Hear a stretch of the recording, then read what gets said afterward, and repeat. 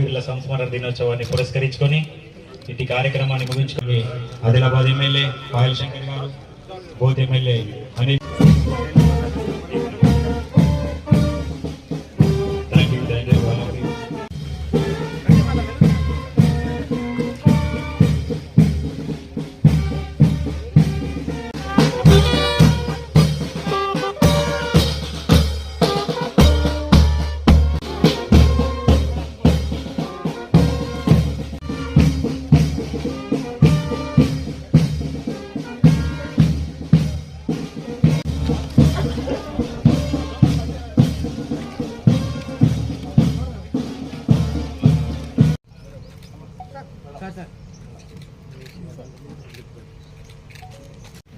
వచ్చినటువంటి ఉన్నతాధికారులు అట్లాగే ముఖ్య అతిథులు తమ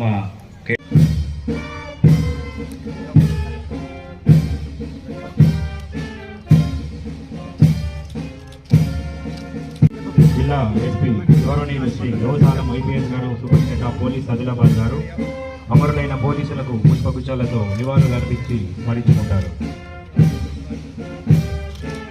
గారు వచ్చి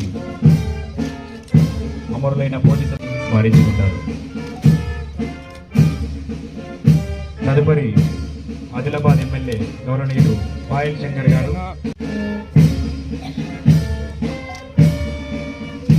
తదుపరి Boath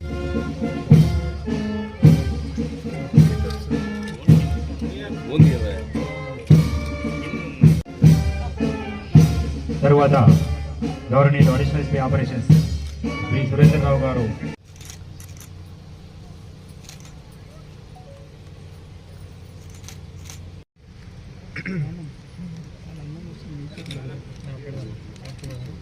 all officers and men ప్రతి ఒక్కరు వచ్చి ఇక్కడ ఇతర డిపార్ట్మెంట్ ఫోర్సెస్ తో పాటు మిగతా ఛాలెంజెస్ కూడా చాలా ఉన్నాయి పోలీస్ ఫోర్సెస్ లో. అంటే ఒకటి చూస్తే కొంత ఫోర్స్ స్ట్రెంత్ ఎట్లయినా తక్కువ ఉంటుంది, ఎందుకంటే ఒక పోలీస్ కానిస్టేబుల్ మన దగ్గర లైన్ ఆఫ్ డ్యూటీలో ఫస్ట్ రెస్పాండెంట్ అంటే కానిస్టేబుల్ ఉంటారు. అంటే మొత్తం భారతదేశంలో కొద్దిగా ఫోర్స్ తక్కువ ఉంటుంది, కానీ ఛాలెంజెస్ ఎక్కువ పెరుగుతూ ఉంది.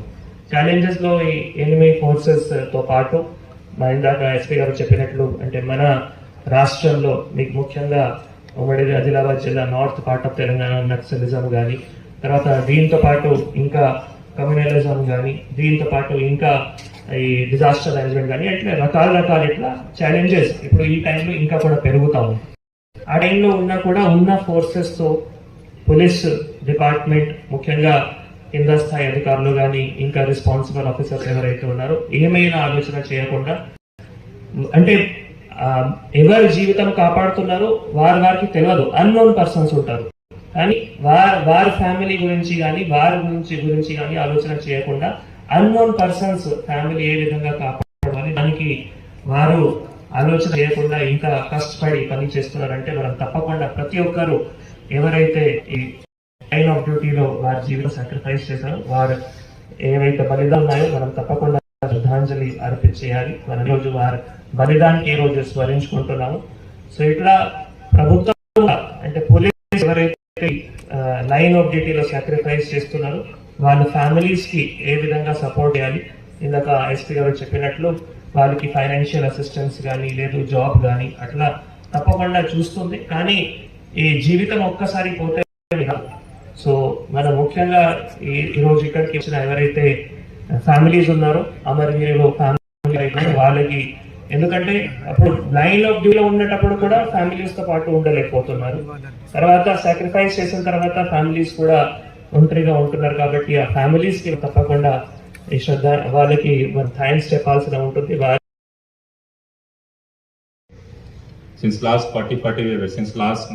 Since 1980, this part of the country has been affected with Naxalism.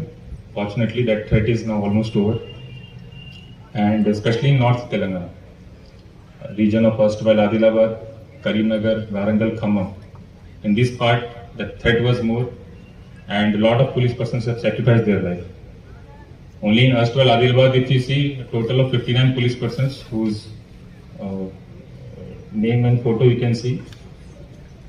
there it has been displayed. They have sacrificed their lives, and in current Adilabad district, total 9 martyrs are there, and their families have come today. I welcome them here to pay respect to their departed souls. Yesterday, I was in National Police Memorial. It is in Delhi.